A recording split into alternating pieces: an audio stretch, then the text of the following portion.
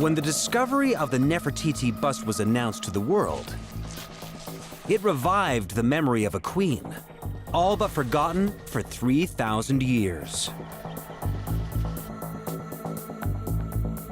To understand who she really was and why the bust was made, we first need to understand the role that Nefertiti played in the turbulent reign of her husband, the pharaoh Akhenaten.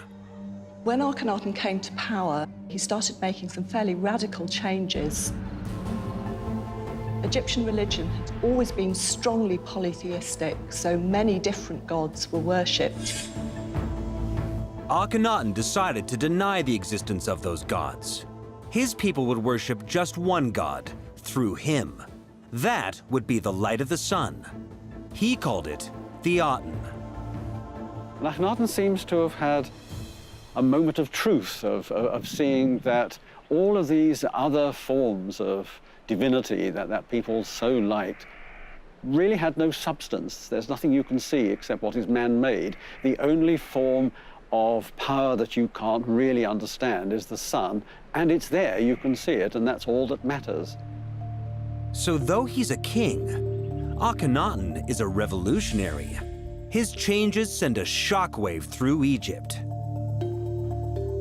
To the ancient Egyptians, simply to say that there was one god and none of the others existed would have profoundly affected the understanding that Egyptians had of their whole environment and their whole cosmos.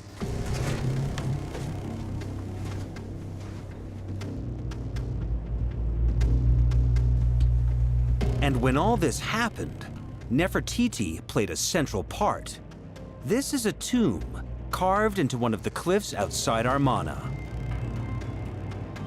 This is a beautiful image here of Akhenaten and Nefertiti in a chariot being pulled by a galloping horse.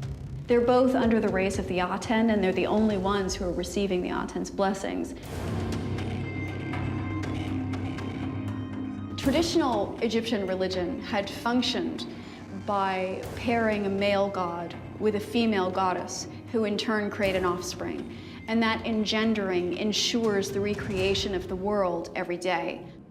Now, with those gods abolished, Akhenaten and Nefertiti took their roles for themselves. They would be the only link between the life-giving sun god and the world of the living. So he was the male god of creation, and she is the female goddess of creation. And by coming together, as this image represents, enforce the recreation of the universe.